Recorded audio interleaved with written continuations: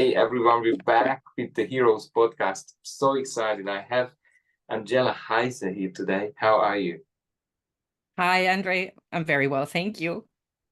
I'm excited about this interview. And before we go into your story and all the goodies that you're going to share with us, I just wanted to intro you so people know who we are meeting with. With 27 years of experience as a leadership and human skills expert, Angela Heise is dedicated to empowering individuals and teams to thrive in the 21st century. As a future-ready human skills expert, Angela has a deep understanding of the skills that drive success and functionality in our lives. Angela leads regular education sessions, sharing invaluable insights on leadership and human skills, helping others unlock their full potential. Oh, I'm so excited about this. Do you want to tell us about the beginning of the journey, maybe your background, or where did you grow up and what was not going well? Well, let me put it this way. The reason I'm doing what I'm doing is because things didn't go well, as you have already suspected. So I grew up in Germany, and I was one of those unwanted children. So my parents had to get married because of me, and my father always resented that. And my mother always resented that she never had a life because of the children that she had. And so there, I grew up feeling that I didn't belong, I didn't have a place, I wasn't what I was supposed to be because I was also a girl and not a boy. So that was a double disappointment. And so I decided that, I not decided, it was one of those things that I wanted to find out why we were so unhappy, why things were not going well, why. And I started this at a fairly young age because I went cross-eyed at the age of 3. And I overheard a conversation between my mother and my grandmother about how she had basically ruined my father's life by getting pregnant with me. And I took that on. I thought it was my responsibility. So I decided that I needed to fix the family. And um, well, not at the age of 3, but as soon as I started reading, I started, asking questions and, why is dad the way he is? Grandma, what was grandpa like when he was still alive? And I was getting on everybody's nerves. I was the child in the family where everybody went, oh, here she goes again. And so I just worked my way through the city library, and I finished the whole personal development and esoteric section at the age of 15. And I just was on a quest to find out what actually contributed to people's happiness, what contributed to functionality, what helped people have harmonious and fulfilling relationships, because my home was anything but.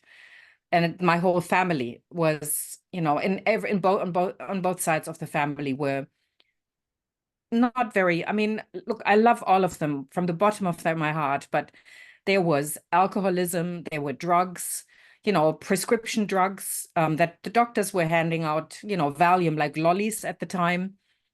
There was depression, there was anxiety, there were suicides, numerous suicide attempts. There were all sorts of drama in the family that I thought weren't quite normal, but that everybody around me kept telling me was. And I just couldn't believe that. I thought there had to be a different way because I had other examples present in my life where I could see that families were operating differently. Very few examples, but the ones that I saw, they were the ones that really saved my life, I would say, because I knew there was something else. What a powerful start.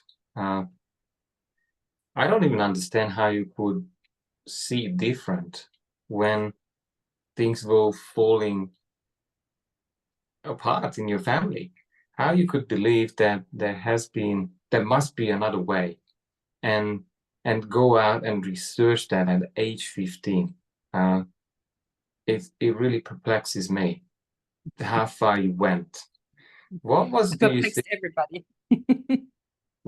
do you think the biggest driver is just this need for something different? Or would you say it was struggling with your own thoughts and emotions?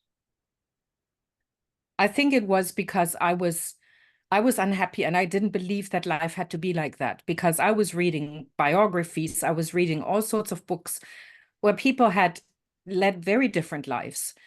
And just because the people around me told me that it was normal, I just couldn't believe it. I didn't want to believe it. And I just thought, I have to research this. I mean, if you wanted to have one word that describes me, it's curiosity. And it hasn't killed me yet, but it's something I've always been fascinated. I mean, I decided at the age of 7 that I was going to travel the world, and that was what I've been doing. I mean, I've lived in 10 different countries. I've worked in 16. I've traveled in 52 countries so far. So I better get cracking, because there's quite a lot more to see, unless I want to turn 150. But I've never fitted into my family, really. And so because I had that sense that I didn't belong, it didn't matter to me. I was just going for it, I think. Never really Would you, articulated that. so what made you decide to travel the world? How did that come about? I think it was, there's got to be something else. It was always this, there's got to be something else. And I wonder what people in other countries are like. I mean, I was reading books about Egypt. I started my reading history with mythology. I was reading Greek mythology, Egyptian mythology, Norse mythology at the age of 7, 8.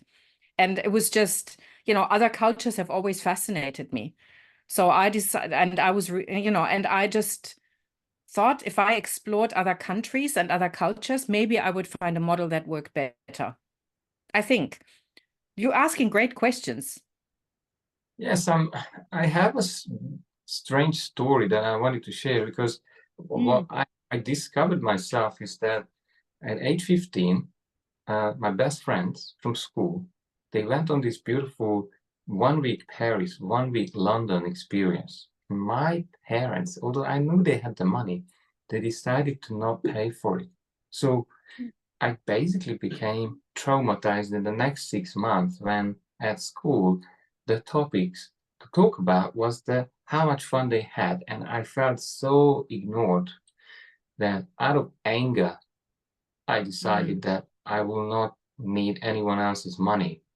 I will travel where I want to, whenever I want to. So that's how I did make that decision. I was wondering what has been driving you, but finding answers is a very powerful driver, I think. And I think it's also, I mean, I love other languages. I love other, like just finding out, I love food. I mean, if you take me to another country, the first thing I will do is go to a restaurant and say, so what's on the menu that I've got no idea what that is? I'm going to try that.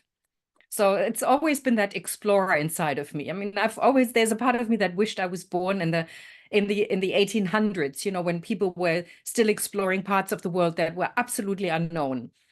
And, they're really going out. I mean, I've done crazy things, traveling wise, where I look back now and go, oof, probably not the safest thing to do, but I met some wonderful people. I had some really great experiences. And I think it was also the getting away. So there were several things that came together. The getting away from my family, I think, played a role, because when I moved to Australia, my father and I, we had until he got really, really sick, we had a very difficult relationship. And when I Mm. said I was on holidays in Australia, and I said, by the way, I'm staying, and he said, now you've done it. You couldn't have moved to a country further away than Australia. And I said, well, could have moved to New Zealand. And then I Where married a Kiwi. So it's actually where I moved to. But let me take you back there. You said you've done crazy things when you were traveling. Do you want to just give us a few examples, maybe two or three, that pushes the audience here? What crazy things did you do? I took a job in Hong Kong, and I was on the plane and went, forgot to ask how much they paying me. Oh, well, if it doesn't work out, I'll just leave again. I love that. Um, Risk-wise, I mean, like culturally, like I remember a situation where we were in Greece I was with my girlfriend, and we were very, very young. And she insisted that we had to go out that night. And we got into a very hairy situation with some guys. And she just did not see what was going on. And I kept saying, we need to leave. And she's like, no, no, no, it's all good. And I'm like, no, I'm leaving. And we couldn't, because we were dependent on these. And I said, I don't care. I'm going to find my way back to the hotel. And, they brought us back, but very disgruntled and very, you know, I think it was borderline. I think something could have happened. And I just, it was just one of those where I looked back and went, we were this close to have something could have happened. So what happened after this curiosity and traveling around? And you mentioned arriving to Australia and deciding to stay in Australia. How long ago was that? And what did you start to do in this new country? Well, I arrived, oh God, 28 years ago. Yes, it hasn't stopped me from traveling. In fact, I think I've done more traveling than ever. And I actually ended up in Peru for 9 months at some point, to learn Spanish and just explore. But I arrived and I became the international manager of a health network, an alternative health network. And I pretty much worked my way myself into the ground and got really, really sick, had chronic fatigue. And my husband, we were married just for a couple of months, had to carry me to the bathroom. I couldn't walk. And it was the hardest lesson I've ever learned. And it gave me a really great opportunity to look at what matters when it comes to self-esteem. Because what I did is I completely detoxed my body. I had all my amalgams removed. I went on a liver cleanse. I think I took handfuls of vitamins, meditated, and worked on all my limiting beliefs. And that was really great because I realized I wasn't good enough. I was working so hard that I was almost killing myself. And I'd done that all my life until up to that point. And I was and I that I really didn't love myself in an unconditional way unless I was working. And if I wasn't working hard enough, then I needed to work more. And I could trace that all back. I mean, I knew where that was coming from. And I had identified that before, but I hadn't made any external changes. And so by clearing up all of those beliefs, things became much easier. Mm. And how did you do it? You know, a lot of people are asking the question, what's the method? What works? How did you get those blocks? Did you explore 100 things? Did you go for one or two? Tell us the secrets. I wish I could tell you there was a secret, and I wish there was one that worked for everybody. I mean, I know that we all want to have the magic bullet that if you just use that, it's just all gone. Um, I did. I started meditating at a fairly early age, and that really made a difference. And then I started doing counseling, because ironically, I went into counseling because I wanted to help somebody. I wanted to learn how to do it better. And within 3 sessions, the counselor said to me, I need to fire you because we're not really doing the work here. And so I had done all of this, but it hadn't really taught me as much as other than, self-reflect, but it hadn't changed anything. And then I came across NLP, neuro-linguistic programming. And I think that was the thing that I was looking for, because it was the first approach to therapy that I felt was solution focused and not regurgitating topics over and over and over again. And I had studied counseling at that point, and from a place of, I had done some work, now I need to work with people. But it was NLP really, really made a big difference. But that didn't stop me from, like, how did I find out that I went cross-eyed at the age of 3? Children don't have that cognitive ability to remember. I did rebirthing for quite a while. And so I came across that memory in a rebirthing session, and I went and checked that out with my mother and my grandmother, who confirmed that conversation actually took place, that, that they had that fight. So rebirthing, NLP, we're talking flower essences, we're talking, I don't think there's breath work, EFT, emotional freedom technique, so tapping. There are so many different modalities, both physical as well as mental, as well as emotional. So, like really release exercises that were somatic, were with dancing. So I did 5 rhythm dancing for quite a while, which is also very therapeutic. Like I just, if you wanted, I generally joke, If I took all the money that I spent on my self-development and on my recovery work, I would be able to buy another house. But Oh, saying that, I would not be happy in my own house. This that's a one big, that I that's and a big, that's far more important. I would say probably more important than what you own. Because Mm. I always say you could own the portfolio, you could own all of these things, yet if you didn't crack the code of your happiness and peace, Mm. and it almost becomes irrelevant. Yeah, exactly. Well, you would know that. I mean, you move around a lot and I mean, that's one thing that I get from you is you're comfortable in your own skin.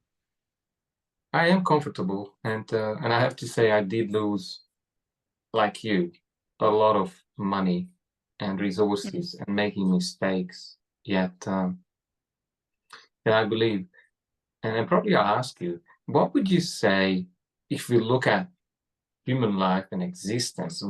What is the biggest achievement, would you say, for someone to overcome or really solve in their life? Would you tell us? I would say it's that sense of being good enough, or rather that or not being good enough, and being comfortable, again, being comfortable in your own skin without needing the approval of other people or being afraid of other people's disapproval.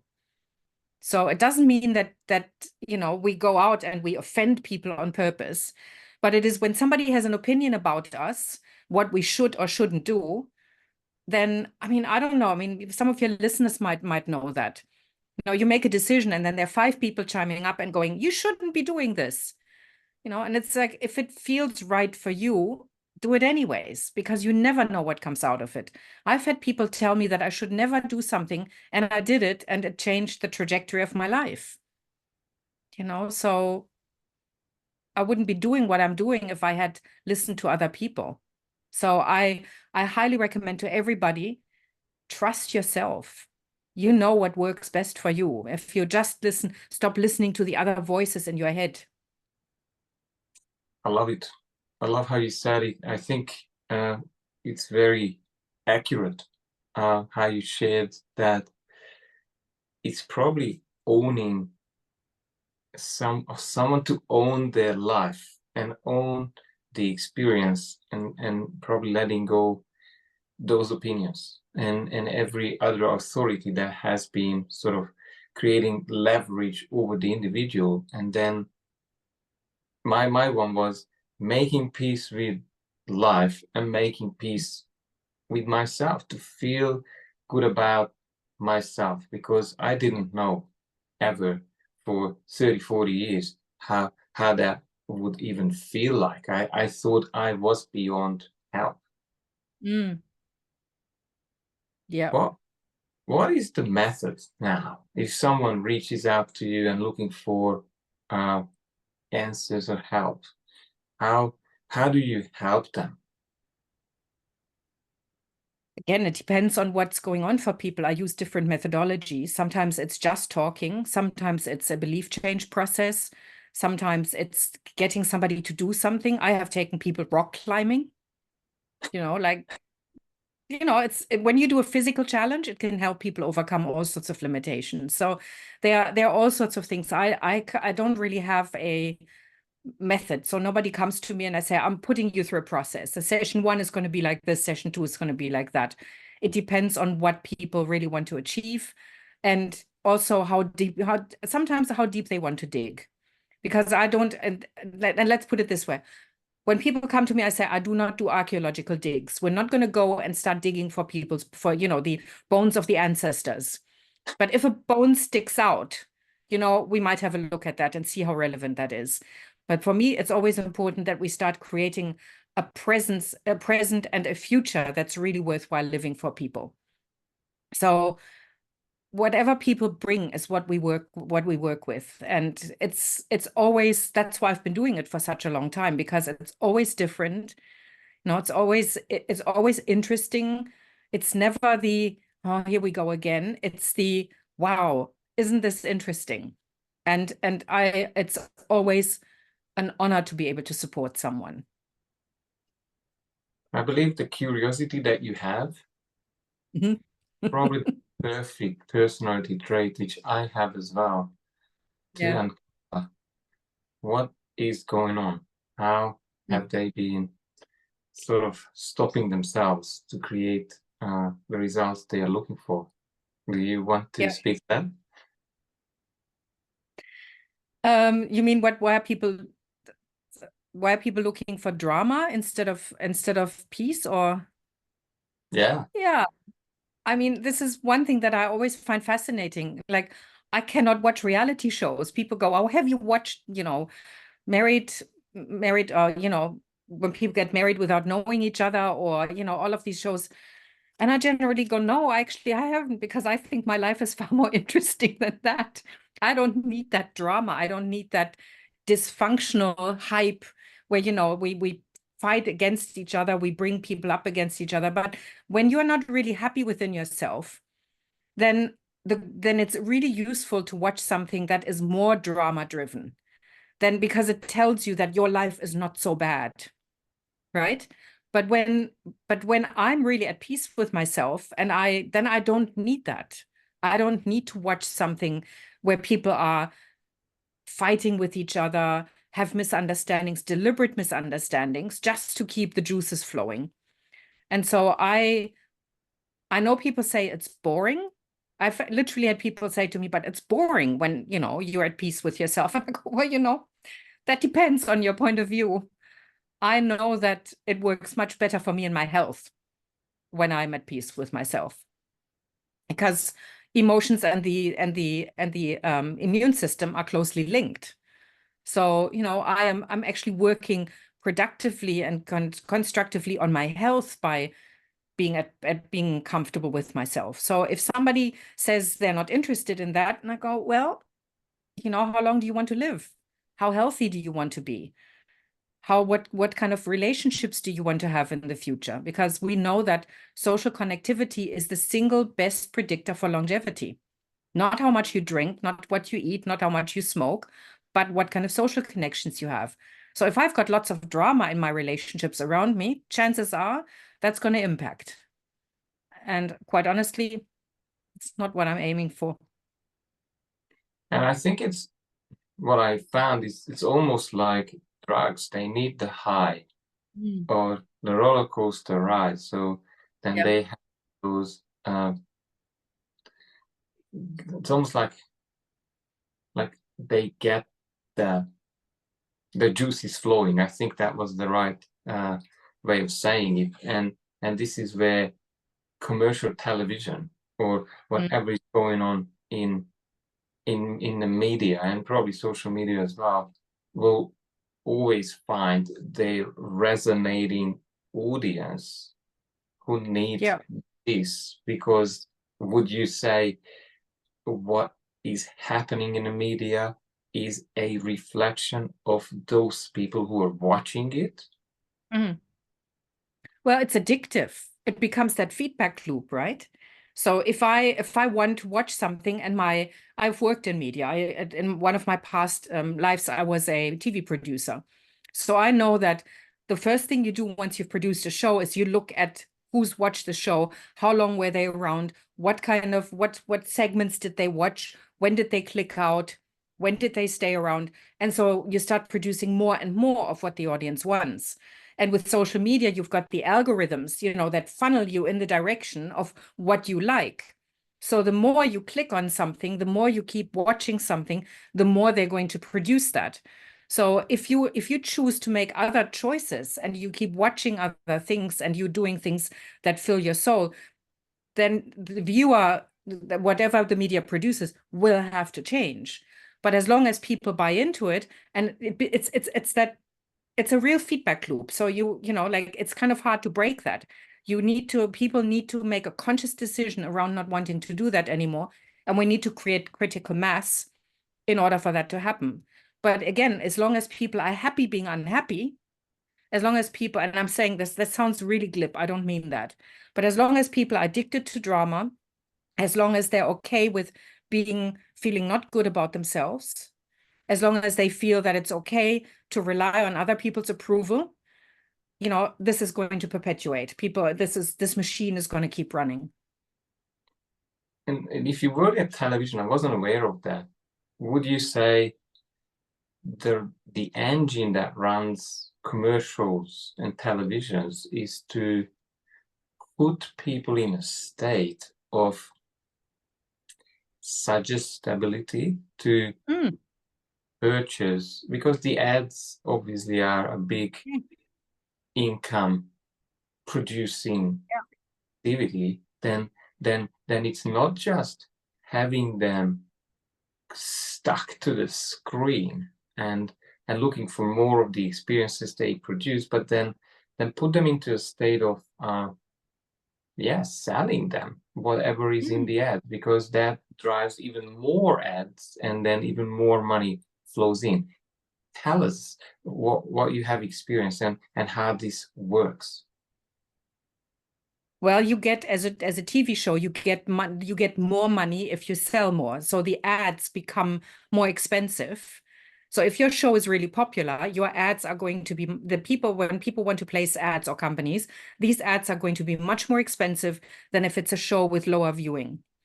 And so again, it becomes that we're creating compelling content, then we have ads of things that reinforce that you need this to be happy, you need this to be fulfilled, you're lacking, people are looking down at you if you don't have that. You know, there's a lot of guilt and shame pushing, you know, like you can only be happy when people look at you favorably. You look at, I mean, I don't watch commercial TV, but every now and then when I go to the movies, there will be car ads.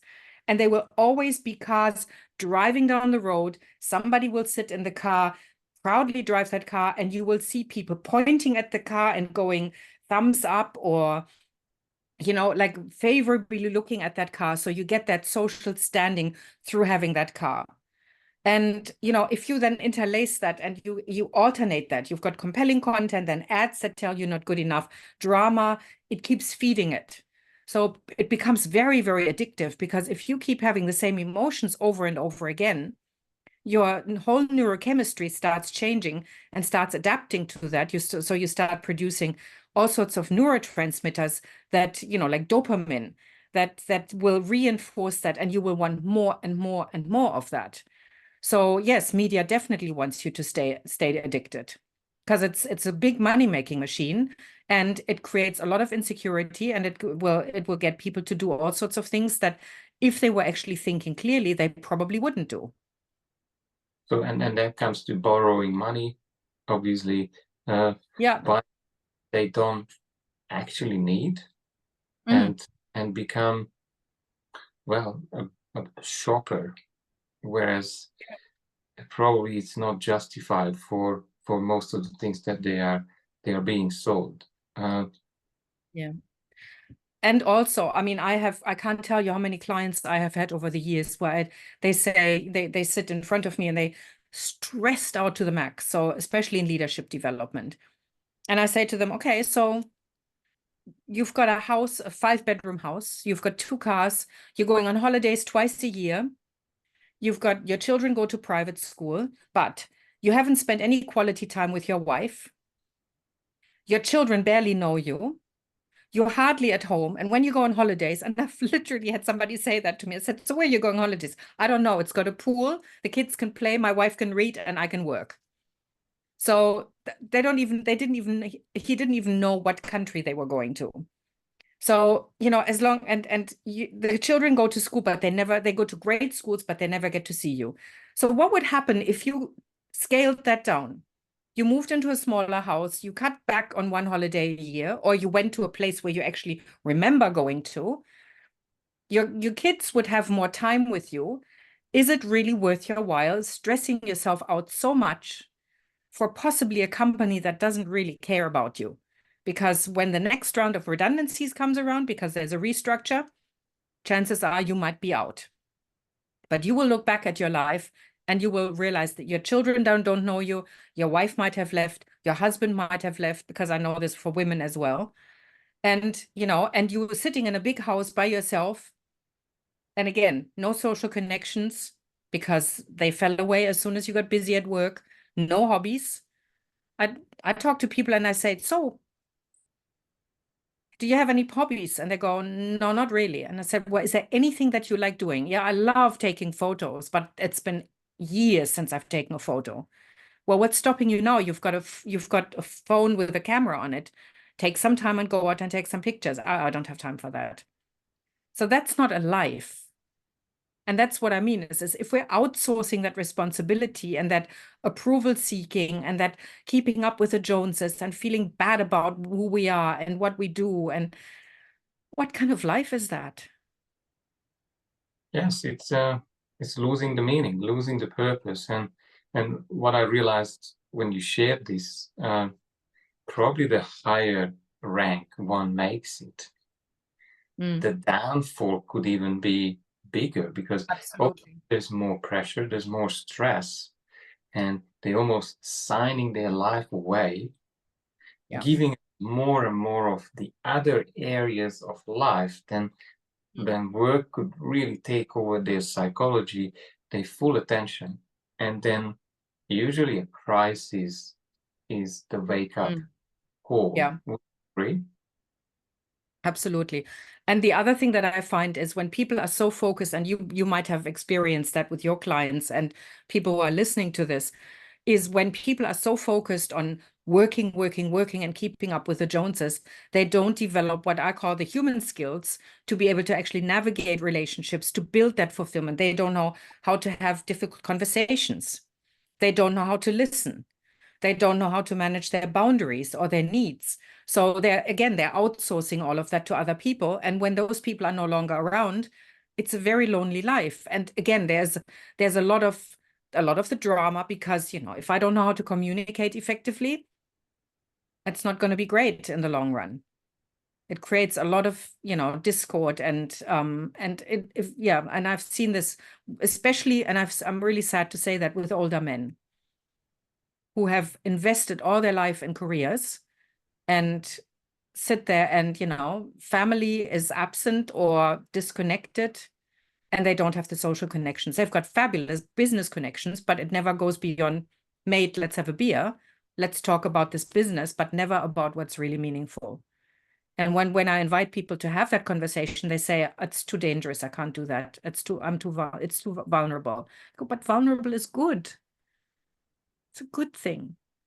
I believe, and tell me if I'm wrong, and there comes a point in losing themselves in this on someone else's goal plan, because obviously there's a company and they are running after and executing on things that is achieving not their personal goals, but probably they never thought of that. Then after a while, as they're losing more and more of themselves, illness, sickness shows up at one point as a warning sign. Do you Yeah. come across that regularly as well? Oh yeah. Oh yeah. And I generally, and it's if for the people who are listening to this, if you've ever gone on holidays and you got sick on the first day, that's a sure sign that your immune system is severely impaired and that you really, really need to start slowing down. Because when we're running on that high level of adrenaline, our immune system and our digestive system shuts down, because when we're really fighting for our lives, which is what happens when we're in that high state, then the body doesn't have time to repair or to digest. So people get sick, and the thing is, again, as I mentioned before, when we start creating a certain addiction to certain situations and emotions and way in which we deal things, what happens is the neurochemistry and the biology starts adjusting. And then all of a sudden, we've got very limited capacity. We don't have the neuroreceptor cells anymore for serotonin, for the contentment. Our gut shut down, which is where most of the serotonin is produced and where 80% of the immune system sits. So when we're starting to just work through all of this, when we work through our lives, then and we neglect our physical and our mental health and our emotional health, if I may say it, it's going to bite us in the bum eventually. And I had that wake-up call with chronic fatigue. I know what it feels like. So yeah, I'm not just saying it because, yeah, it's a theoretical concept. Been there, as they say, been there, done that, bought the t-shirt. Wow, I love that. I love that tagline. Bought the t-shirt. Uh, so what would you say? What is a trick or tricks to people who are stuck in? I sometimes call this the golden handcuff, where most of the people I used to work with, and I was a fixed income broker in Europe, they're really making money. And unfortunately, they're stuck to in the office, probably Yeah. 7 to 6 or 7 p.m. trading. But most of the work done at higher ranks of multinationals or corporates, uh, what could they do to review, reset, recalibrate their lives? I generally recommend that people look at what their needs are, and and distinguish between a need and a want. So a need is not a Ferrari. A need is a transport that takes me from place to place. So it's a need for connection, not for social standing of, who do I know who can move me forward? From that sense of I know a lot of celebrities, so therefore, or I hobnob with really important people. But what are my real needs versus my wants? And I give people a list of needs and I say, so have a look at that and notice what's your need. And I give them several areas of their life. So what is your need in relationship? What is your need with your children? What is your need in, with your social connections? And people will sit down and I say, so now look at this. Are you fulfilling this need? If not, what can you do to fulfill it? And then we work through that. And it becomes very quickly, it becomes obvious that a lot of the things that people think they need are actually just wants or desires. And there's nothing wrong with having wants and desires as long as you fulfill your needs. And when you do that, and the other thing that I recommend is become aware of your emotions.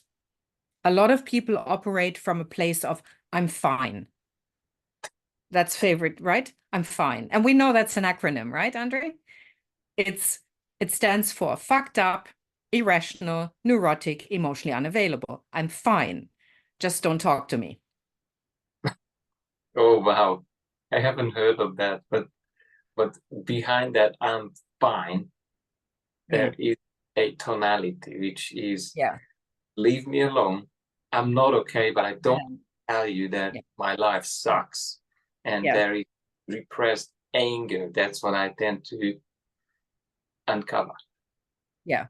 Resentment, anger, and it goes back to all the unfulfilled needs. So when we're content, when our needs are being fulfilled, our emotions are generally pleasant. It's when we are, as you said, frustrated, resentment, all of those. When you start looking at what the needs are behind that, they are generally the ones that, connections, love, whatever they might be. But they're never spending more time in the office and having a bigger car. So that's, get that connection. And then the other thing that I ask people to look at is what are your boundaries? So for me, it's like a chair, with three legs. You've got emotions, needs, and boundaries. So when people start looking at their boundaries and they start noticing where they've got either really rigid boundaries, where, they say no to things all the time, or they've got really soft boundaries where they say yes to everything and then get really resentful because they do things they don't really want to do because they feel obliged, or they should be doing them, or they get approval, or they avoid disapproval. So when people start looking at where they've got the so-called spongy boundaries, where it's like with some people they've got really rigid boundaries, and with others they've got really soft ones. So they vacillate, they go back and forth. The boss, yes, yes, okay, I'll do it. I'll turn myself into a pretzel to make it all work. And then at home, when the children and the partner want something, no, I'm not doing that. I've been working, it's been hard. So when we start negotiating flexible boundaries and noticing and connecting them to needs and emotions, it makes such a difference because you can make some really congruent, some informed choices about what works and what doesn't. would you, as you were sharing this, and I have another series about improving fathers to become better leaders, better husbands, better business leaders. Do you see this disconnect that I discovered the other day, that, and that was me too, that man tends to become the breadwinner or the producer. So they almost, with that big tick box, well, I created the quality of our lives, which is Yeah. not just money, but they think it's about the money. Then they almost check out from other areas of life. And I remember myself, I was going home. I said, well, kids, wife, leave me alone. I killed the Yeah. mammoth today. So now I deserve rest. But life's just about to start at home when there are two small children. Yeah. What have you discovered and found out? Exactly that. It's exactly that. And I can't tell you how much hurting is not the right word. I've got so much compassion for men who find themselves in that scenario and who feel that it's their absolute obligation to do that. And then they get involved in all of these status symbols and all of these games that are being played to keep this game going. And it also, women also pay because of that, because there's you've said, resentment, frustration, anger, and often it's the partner who actually cops it, so it's not often, it doesn't create a safe environment when men are really frustrated and angry. So my experience is when men start reframing what it means to be a breadwinner, what it means to be a father, what it means to be a partner, or what it means to be a man in general, when they start having a look at that, it makes such a big difference. And I find, especially when I really encourage men's groups where men learn to talk to each other. And I mean learning, because a lot of the time when I say to men, so what do you talk with your male friends about? And they go, oh, the footy, and we go out for a beer. And it's like, yeah, well, do you actually talk about meaningful things? There are men who do that. I've got some men in my environment who are absolutely wonderful at having really deep and meaningful conversations. And I treasure them big time in my life. And they've got really functional relationships. But not most, but many, many men do not know how to connect deeply, because it's for them, it's almost a risk. So yes, I think there's a lot of room for growth. And it's just, and I don't know if you've heard that Australia has just appointed, or Victoria rather, has just appointed a secretary for male behavior. I And didn't know. it's supposed to help with domestic violence. Now, I am not sure if that's the right approach, if we're starting policing men's behavior, because there's a lot of most men are good, and I use the word deliberately. They have the very best of intentions, and if we're starting to police the few that do not know how to manage themselves, I don't know. I That, think there are other ways of doing it. yeah, probably you're referring to psychological help to really help them solve that anger, help them Yeah, solve their pain, or whatever yeah. they're with, that becomes a lash out or a flare up, or that becomes the behavior that leads to domestic violence. And I guess, And again, the skills, the ability to communicate, the ability to be in touch with emotions, the ability to negotiate, all of these human skills, they are just so important. And we just don't think that we need to teach people those. I mean, women are they have more advantages, because we connect and we socialize more than men, in that deeper way of, we're sharing problems with each other. But, we've got a lot of room for growth. no, absolutely. And unfortunately, what I found, and in myself too, man has usually this a bit of a macho attitude, I can deal with this because I've been able to resolve most of the things on my own. And this is certainly slowing them down and creating even bigger challenges and problems where they are not reaching out for help. And that Yes. is There's a really reason why there's a reason why suicide rates for men are much higher than for women. Unfortunately. I think that's one of the biggest tragedies. So Angela, if someone wants to get engaged with you, find out more about what you do, how you're helping, what is the best approach? Well, I've got a contact page on my website, and people can book in for a complimentary session with me and find out what's possible, and then we decide where to go. And they can also do a free quiz that's all about the human skills and find out where they sit. And then I offer a result session with that as well, a free one, so people can find out whether we're compatible and whether what I offer is actually what they need. Thanks very much. I will have obviously a website under the video and your contacts. I want to make another video about living overseas and working in different countries with you, as I indicated before. But this time, what have I maybe not asked that you wanted to share and I failed to ask or bring out from you? Is there anything? Oh, well, at this point, I think I need to process that, because I talked about a lot of things. You've asked some really great questions and some things that I have not really articulated aloud like this. So I will probably come back to you about that later, if that's okay. Absolutely. And I hope we'll keep this conversation going. Well done. The last question then. If things went perfect for you, Angela, what would you be celebrating in 5 years' time? Human skills courses in schools all around the world. I mean, that would be the absolute dream. Yeah, that would be I mean, I know they're doing work in school for emotional intelligence, but some structured plans that, like alongside mathematics and alongside like the reading skills, we teach children how to manage their emotions, how to be self-referenced, as in, yes, you want to work with people, but you are not dependent on their opinion.